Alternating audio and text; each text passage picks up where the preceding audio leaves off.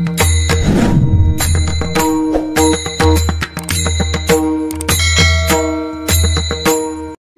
देव सत्य, संत सत्य, ग्रंथ सत्य आहे. फक्त समाधान ठेवायचं. देव नेईल त्या दिवशी जायचं, टेन्शन घ्यायचं नाही. काय होईल काही होणार. आजीबाई म्हणते मी गेलो पप्प्याचं कसं होईल. तू जाणं गरजेचं आहे. तूच पप्प्याची बिस्किटं खातीन. तू काय पप्प्याची तुझ्या वाचून काही अडलं नाही. काय होईल काहीच होत नाही. 3 शब्द सांगतो. काल काय झालं आठवू नका. उद्या काय होईल याचा विचार करू नका. आज वाईट वागू नका. उद्या चांगलंच होईल. काल काय झालं त्याचा विचार सोडून द्या. झालं ते झालं. उद्या काय होईल हातात नाही. परत शब्द नीट आहे का. भूतकाळ आपल्या हातात नाही, भविष्यकाळ आपल्या हातात नाही, वर्तमान का आपल्या हातात आहे. कॉलेजला असताना तुला प्रियशीनं धोका दिला. तिचं पोरग शाळेत जातं तरी तू तिच्यावर जळवतो म्हणजे पागल आहे का तू. अय दरिद्री पुरीसाठी मरतो का शांबड्या. अय हे हृदय इतकं हलकट नाही का याच्यावर कोणी प्रेम करावं. हे हृदय इतकं हलकट नाही का त्याच्यावर कोणी प्रेम करावं. आपण इतके नादान नाही का एवढं चांगलं हृदय कोणालाही द्यावं. पुरीसाठी मरतो का दरिद्र्या तू. अय भंगरी. अय काल काय झालं आठवू नका. काल काय झालं आठवू नका. उद्या काय होईल याचा विचार करू नका. आज वाईट वागू नका. उद्या चांगलंच होईल. आज अभ्यास करा. उद्या यश मिळेल. आज कष्ट करा. उद्या फळ मिळेल. आज नीतीनं वागा. उद्या तुम्ही देव व्हाल. कष्ट करायचं का फुकाट. फुकाट खायचं बंद करा. चिंता बिंता काहीच करायचं नाही. कटेवर हाते विटेवर उभा आहे तो जगाचा बाप आहे. तो ठरील काय करायचं ते. आपण छाताड धोडायचं नाही. तो राजाचा रंकही करू शकतो आणि रंकाचा राजाही करू शकतो. 6 वर्ष त्यांना दुष्काळ केला. आठवड्यात ओला दुष्काळ केला. 6 वर्ष लोकांना टाकून प्यायला पाणी नव्हतं. सगळे डांबरीवर यायचे. दुष्काळ दुष्काळ. आता म्हणते ओला करा ओला करा ओला करा.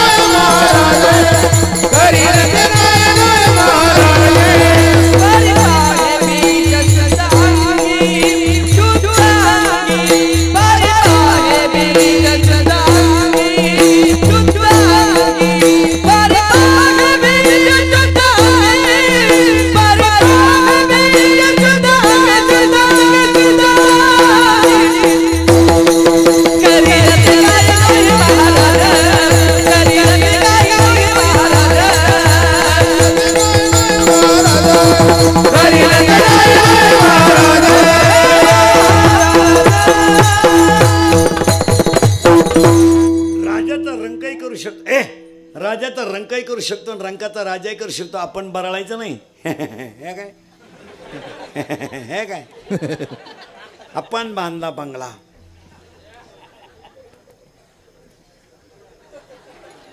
आपल्या बापाला नाही जमलं. आता तुझ्या बापाला जर जमलं नसतं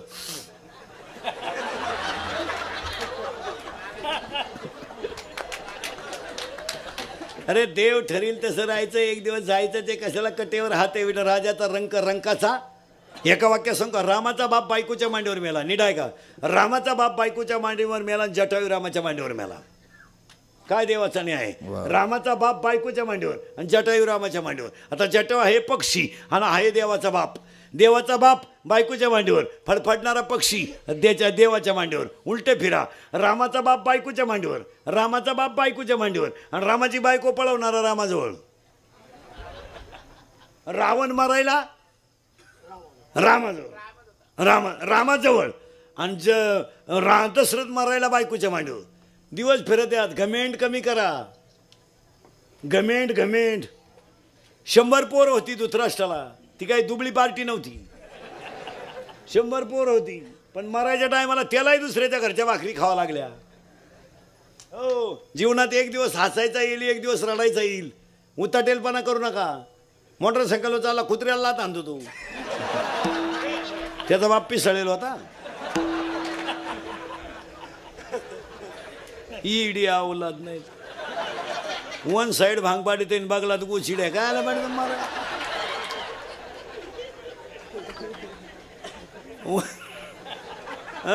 एका वाक्यात उदाहरण सांगतो, पुढे सरकवतो अभंगाच्या. ज्ञानदेव आहे, देव ज्ञान आहे, फायनल झालंय. पुन्हा वळवळ करायची नाही, चिंता करायचं काही कारण नाही. तो देव ठरेल तसं राहायचं, त्याच्या हातात आलं तर तो काही करील. फक्त संतांनी आणि देवाने सांगितलेले नियम पाळा, वाईट होणारच नाही. काल काय झालं आठवू नका, उद्याचा विचार करू नका, पण आज चांगलं वागा. भारताचा सम्राट होता धृतराष्ट्र, 100 पोर होती त्याला, ती काही दुबळी पार्टी नव्हती. त्याला हात जोडून कृष्ण सांगत होता, 5 गावं घेऊन मिटून टाक. फुगीर लई नमुनेवारी मिळालं पाहता का मॅग. हात जोडून कृष्ण सांगत होता, 5 गावं घे आणि मिटून टाक, भांडणं करण्यात मजा. तो आंधळा म्हणला, 5 गावं सुईच्या टोकावर एवढी माळेल देणार नाही तर गावाची काय भाषा करतो तू मेवणा आहे माझा, पण चुलत मेवणा आहे, तुम्ही त्यांची जिरवणार. होऊन दे कृष्ण म्हणला.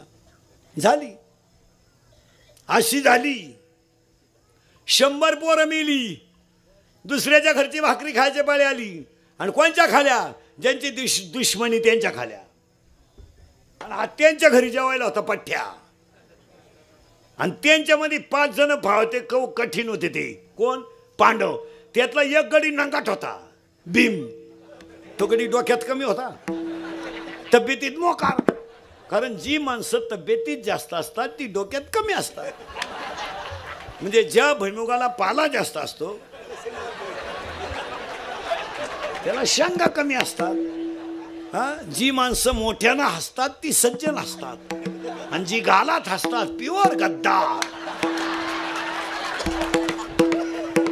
आणि जी माणसं मोठ्यानं बोलतात ती आतून बाहेरून निर्मळ असतात, आणि जी हळूच बोलतात लफडच.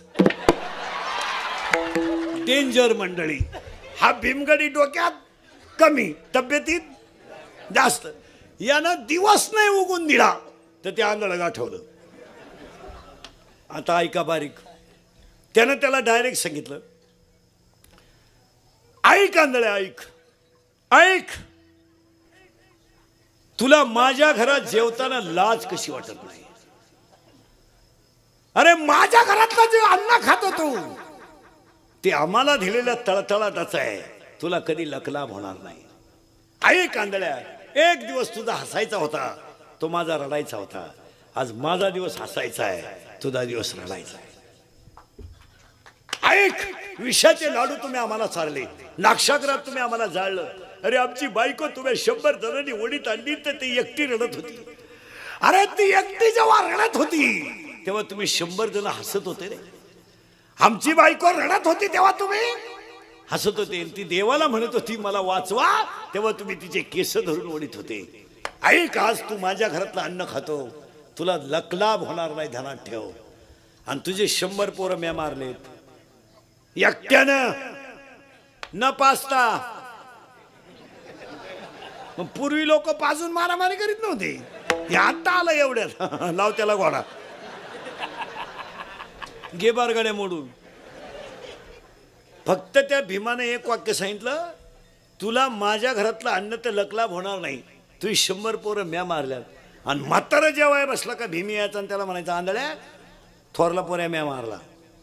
का आला बाप जेवलो?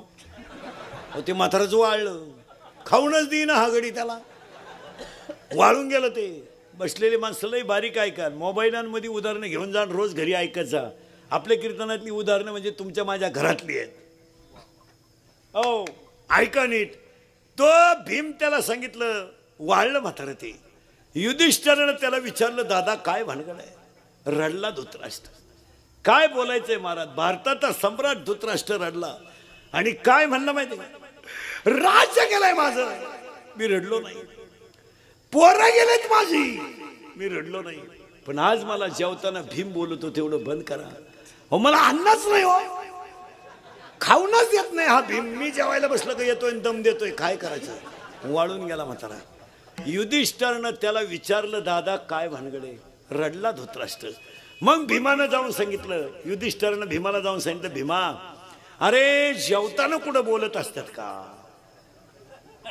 तो डोक्यात कमी होता. त्यानं असा अर्थ लावला, जेवताना बोलायचं नाही, जेवायच्या अगोदर 10 मिनिटं. पण म्हातारं सोडायचं नाही, त्याच्या डोक्यात खटकी होती. कारण यांनी त्यांना त्रासही तेवढा दिला होता. दिवस उगून नाही दिला त्या भीमानं ते आंधळ गाठवलं. का रे आमच्या घरात मारामारी लावतो? अरे तुम्हाला लहानच नाही तर मारामारी लावायचा काय संबंध? पटणार नाही तुम्हाला बसणाऱ्या माणसांना, पण भयान रात्री धृतराष्ट्रानं राजवाडा सोडला. काय वाईट दिवस येतात महाराज माणसावर. भयान रात्री धृतराष्ट्रानं राजवाडा सोडला. महाराज पोटात अन्नाचा कण नाही, डोळ्यानं दिसत नाही. आंधळा धृतराष्ट्र अरण्यात गेला महाराज, आणि खड्डा आला म्हणून धृतराष्ट्राच्या हातातली काठी खाली पडली आणि धृतराष्ट्र जमिनीवर पडला. आंधळा धृतराष्ट्र उठायला गेला, त्याला आधार नव्हता म्हणून त्याला झाडाला हात लावला आणि धृतराष्ट्र उभा राहायला गेला. तर महाराज धृतराष्ट्र इतका पापी होता की त्या झाडाला सुद्धा आग लागली. चटका बसला धृतराष्ट्राला. धृतराष्ट्रानं दुसऱ्या झाडाला हात लावला. भारताचा सम्राट, 100 पोरांचा बाप अरण्यात जळून मेला. आणि ज्यांच्या घरात कालवणाला काही नव्हतं त्यांना वैकुंठाला न्यायला देव आला. हा जगाचा इतिहास. काय बोलायचंय? तुकाराम महाराजांना वैकुंठाला न्यायला देव आला आणि भारताचा सम्राट जळून मेला. घमेंड कमी करा. 300 फूट जमिनीतला बोर सुद्धा कधी कधी फुफुटा हाणतो. तुझ्याकडे किती पैसे आहेत? तू काय 15 जीपी आला म्हणजे काय राष्ट्रपती झालाय? याडपटा मागून की चड्डी फाटेल, फाडून टाकेल. मग ही कोण शिवेल?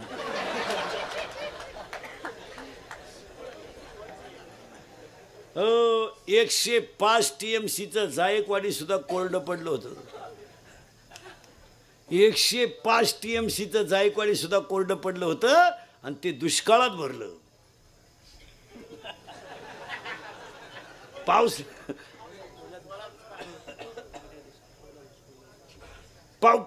कोरडा वला आता झालाय. कारण तेव्हा दुष्काळ कोणता होता? अहो पाऊस आपल्याला ऑक्टोबर मध्ये झालाय. त्याच्या अगोदर काय होतं आपल्याकडे? पण तेव्हाच ती धरणं. घमेंड कमी करा. अभंगातला दुसरा मुद्दा संपला. अभंगातला तिसरा मुद्दा. अभंगात घुसायचा आपल्याला पटकन.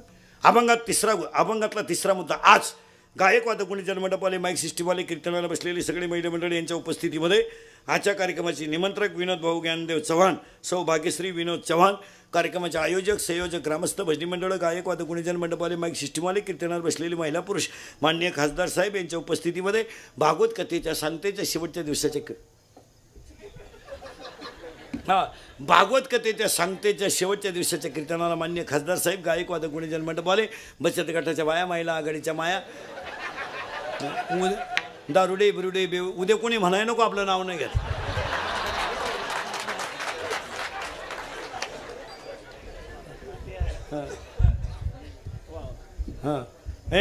उद्या कोणी म्हणाय नको आपलं नाव नाही घेतलं. दारुडे बिरुडे बेवडे बिवडे जुगारे बिगारे मटक्या बिटक्या लावणारे, आकडे बिकड्या लावणारे, बापाला उचलून आपटणारी पोरं बिर, पुरीच्या भावाचा मार खाणारे पोरं, गायक वादक गुणीजन. आणि पहिल्यांदा आजच्या कीर्तनाचं कौतुक करावं ते असं, एका शेतकरी कुटुंबातल्या चांगल्या माणसानं वडिलांचं 5 वर्ष पुण्यस्मरण करणं याच्यापेक्षा भाग्यवान काय? हो, 5 वर्ष ज्या माणसानं 5 वर्ष भागवत कथा ठुली आणि एवढ्या मोठ्या सोहळ्याला अन्नदान, स्वर्गातून सदा त्या बिचाऱ्याला वडील आशीर्वाद दिल्याशिवाय राहणार. आणि आपलं कीर्तन ठुलंय म्हणलं, आता चव्हाण पाटलाला कधीच काही कमी पडणार. आपलं कीर्तन जर वास्तुशांतीला ठुलं तर वर्षात 2रा बंगला होतो. आपलं कीर्तन जर दुकानच्या उद्घाटनाला ठुलं तर वर्षात 2रं दुकान होते. आपलं कीर्तन जर वाढदिवसाला ठुलं तर माणूस 100 वर्ष जगवतोय. आणि आपलं कीर्तन जर लग्नाला ठुलं,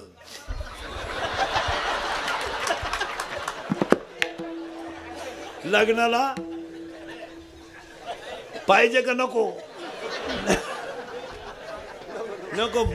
पहिलंच वय ना, बायका मिळानं, बायका 35-35चे झालेत, काही 35, 40. दास राहिले मरायला.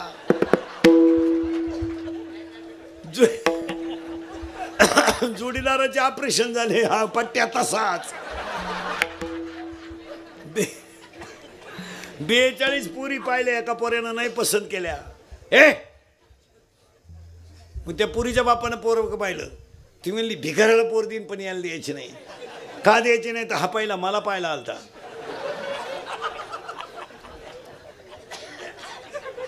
आता लग्न न झालेली जी पोर आहेत तुम्ही जवळजवळ राहिलेच. आता भांगो भांगो भांगो.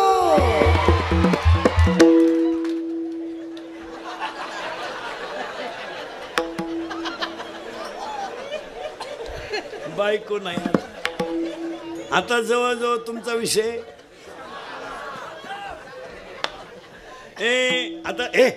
आता बायका लोकडं दुसरीकडून आणतात. परभणी, वाशिम, ती बी मंगळवारी आणली, गुरुवारी ती गेली. जागरण गोंधळाच्या आत लंगर तुटला का काल.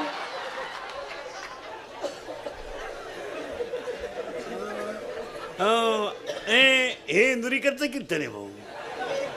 मी मरल ना महाराज, मरणार नाही मी 5-25 वर्ष, पण तुम्हाला आपली रोज आठवण येणार हे ध्यानात ठेवा. कारण आपलं कीर्तन कानाला थोडं वाईट आहे पण सत्य आहे. आणि ते काल सत्य आहे, आज सत्य आहे, उद्या सत्य आहे. थोडं वाईट आहे पण सत्य आहे. तरुण पोरांना एक वाक्य सांगतो, पाया पडतो तुमच्या, ऐकाल. पोरांनो आता व्यवसायाकडे वळा आणि पोटाचा प्रश्न सोडवा. पोटाचा प्रश्न सोडवा. एक वाक्य सांगतो पोरांनो. हायवेच्या कडेला ज्यांनी जमिनी विकल्या, हायवेच्या कडेला ज्यांनी जमिनी विकल्या आणि ज्यांनी घेऊन हॉटेल टाकली, त्या हॉटेलमध्ये जमिनीचे मालक वेटर आहेत. ज्यांनी जमिनी विकल्या ते आज वेटर आहेत आणि जे घेतले ते शेट आहेत. नाहीत. केरळवरून भावा भरायला पोरगा आलंय, इतकंच आहे. हायवेच्या कडेला पेट्रोल पंपाच्या शेजारी खुली झोपत आहे. 2:30 वाजता जा, रात्री हवा भरून देत आहे. त्यानं हायवेला गुंठाभर जमीन घेतली. रिकाम्या बाटल्या ऐकणाऱ्यांनी गाड्या घेतल्यात आणि बाटल्या रिकाम्या करणाऱ्यांनी जमिनी ऐकल्या. तुम्हाला वाईट वाटेल पोरांनो, पण इथून पुढच्या काळात जगणं आपलं अवघड आहे. शेतकरी वर्गाला पाया पडून सांगतो, मी स्वतः शेतकरी आहे. नुसत्या शेतीवर उपजीविका आता होणार नाही, त्याला जॉईंट व्यवसाय केला पाहिजे. का? बारीक वाक्य सांगा. शेतकऱ्याला कोणाची गरज नाही, तो सगळ्यांचा बाप आहे. फक्त प्रॉब्लेम 2 झालेत. शेतकऱ्याला निसर्ग साथ देत नाही आणि त्याने पिकवलेल्या मालाला भाव ठरवायचा अधिकार त्याला नाही. या 2 गोष्टी त्याला जर आल्या तर तो कोणाला रामरामच घालू शकत नाही. त्याला काय गरज आहे? फक्त प्रॉब्लेम असा झालाय, त्याचं जगणं निसर्गाच्या हातात गेलं रे, म्हणून तो शांत झाला. बिचाऱ्याला 6 वर्ष नव्हतं, यंदा आलं, हातातून गेलं. दुष्काळ काय नोकरीवाल्यांना दुष्काळ आहे काय नाही. 1 महिना पगार लेट झालं तर संप करतात. काय खावा आम्या, काय खायचं शिल्लक ठुलं तुम्ही. आज 6 वर्ष शेतकऱ्याच्या बायकोच्या गळ्यातले दागिने गेलेत तरी माणसं ठणठणीत आहेत. 1 रुपयानं दुधाचा भाव वाढला तर नोकरीवाल्याची बायको नुसती भांडी आपटी. ती दूध प्यावा का नाही, दूध प्यावा का नाही, दूध प्यावा का नाही. तो नवरा का दूध पितो का? अगं तो नवरा पितो ते 82 रुपये पावशेर आहे.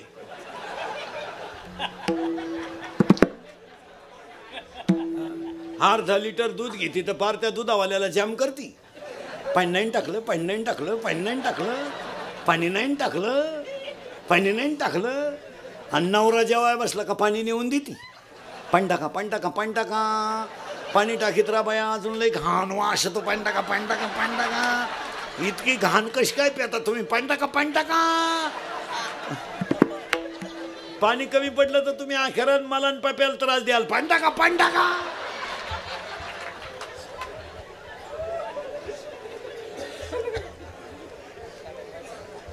सावध व्हा. पण एक दिवस ध्यानात ठेवा महाराज, कोणाच्याही कष्टाला एक दिवस फळ आल्याशिवाय राहणार येणारच. हे बा, छोटा व्यवसाय करा, फक्त नीतीनं करा, एक दिवस आपण मोठे होणार. पखवाज वाजवायची प्रॅक्टिस हळूहळू करा, एक दिवस लोक तुमच्या पाया पडणार. कीर्तनाचा अभ्यास थोडा थोडा करा, एक दिवस तुम्हाला मानणार. पण सातत्यानं करा. जाऊ द्या पोरण, व्यवसायाकडे वळा. गारी का, कुल्फी का, पावी का, बटारी का, रद्दी का, शेळ्या पाळा, भंगार गोळा करा, कापड दुकानात कपड्याला घड्या घाला. पण शेतकऱ्याला एक वाक्य पाया पडून सांगतो, शेतीला जॉईंट व्यवसाय पाहिजे. नुसत्या शेतीवर हे सूत्र बसणार नाही. मुलांचे ॲडमिशन, शाळा, दवाखाने, लग्न या गोष्टी शेतीवर जमणार नाही. काय मत आहे तुमचं? किराणा आणि भाजीपाला या दोन गोष्टी तरी शेतीवर न करता सुटल्या पाहिजे. काय करा तुम्ही. सायकल पंक्चर 10 रुपयाला आहे, मोटरसायकल पंक्चर 50 रुपयाला आहे. काय हरकत काय? म्हशी बाजारानं 150 रुपये म्हैस आहे. 150 आणि 9 याला वस्तारा फिरवायचा आहे. इकडून 4 आणि इकडून 4 आणि शिपीवर 1, 9.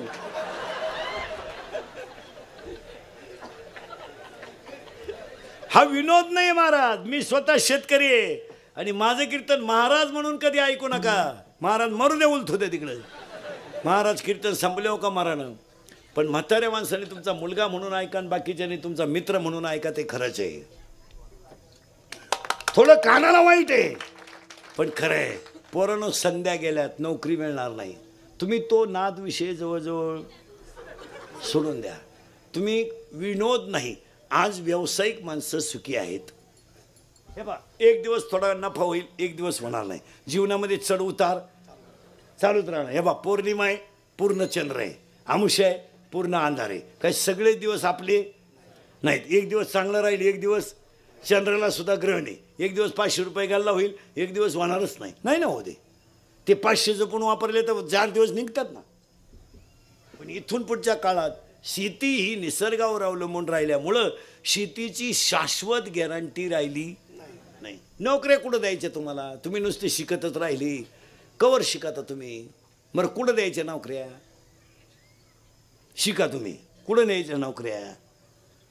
नोकरीला जागा सांगा ना मला, कुठं लागत तुला नोकरी? 13 पोलीस भरायचे तर 2300 पोरं हजर झालते. 25 गुरुजी भरायचे तर 9,500 DED वालेत अर्ज भरून.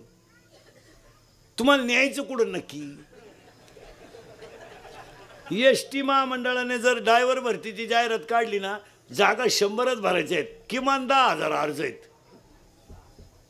तुम्ही कुठं द्यायचे ना? तुम्ही तो नाद सोडून द्या. बरं, शिकाता कवर? 35चे झाले, तुम्ही शिकाता कवर? मग आता तुम्ही काय जुन्या म्हाताऱ्यांसारखे 80-85 वर्ष जगू शकत नाही. लयत लय आपली गेम आहे ना, तुमची माझी 50-55. 55ला तर प्रथम पुण्यस्मरण. आपण जर 16व्या वर्षी क्वाटरी आणतोय, 17ला जर आपले गोवे खाऊन थोबाडं सडलेत, आपण सीमेवर लढायच्या लायकीचे राहिलोय का? राहिलोय का? अरे सीमेवर पोरग कुणाचं लढत आहे? ज्याची आई शेळ्या वळते, ज्याचा बाप कापूस इचितो, त्याचा पोर सीमेवर आहे. सीमेवर श्रीमंताची पोरं नाहीत, व्यावसायिकांची पोरं नाहीत. मग सीमेवर पोरग कुणाचं आहे? ज्याची आई 3 रंगाचं लुगडं नेसून शेळ्या वळते, ज्याचा बाप म्हशी वळतो मजुरी करतो, त्याचा पोर सीमेवर रायफल घेऊन देश राखतो. तुम्ही तर तिकडे जाऊ शकत नाही. तुम्ही नक्की करू काय शकता? मिलिटरीत घ्यायला तुमचे हृदय सडलेत, क्वाटरी पिऊ पिऊ. शाळेत घालावा तर तुमचे मेंदू हँग झालेत मोबाईल वापरू वापरू. मग तुम्हाला न्यायचं कुठं नक्की? अंडरपॅन नाही पण मोबाईल आहे, हातली चड्डी नाही, चैन उघडी ना, तू नाही मोकळा. कायम रेंज मध्ये, कायम रेंज मध्ये.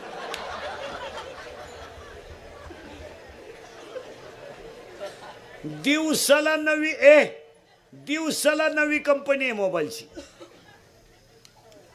नाही नाही, नवी कंपनी दिवसाला. हँडशीटचा आकार वेगळा. जिओ जिओ जिओ का काय आहे जिओ, अजून आयडिया, युगो जिगो मरा तिकडं काही करा. दिवसाला एक कंपनी आहे का नाही, आणि मिनिटाला मेसेज स्कीम स्कीम स्कीम. 10 रुपयात रातभर कणा, 20 रुपयात इळभर भोका, एकाला एवढे फ्री. या काय सगळ्या स्कीमा. 90 रुपयात 3 महिने बोंबल. आणि त्याला अजून एक काहीतरी शब्द येतोय त्याच्यात, इतक्याला इतके कॉल फ्री. मोबाईलच्या कंपन्या निघल्या, मोबाईल येडेने सुद्धा घेतले, पण मोबाईलमध्ये काही दोष आहेत किंवा नाही आहे. आणि मोबाईल वापरणाऱ्या माणसांना 8 रोग आहेत. डॉक्टर बिक्टर कोणी असलं त्यालाही सांगून ठेवतो. एक मोबाईलमुळं संवाद संपला. बोलायची बंद झाली, माणसं बोलत नाहीत, माणसं एकटीच. लग विला गेला ना मोबाईल आला, त्यानं चैन सुद्धा खोलली नाही.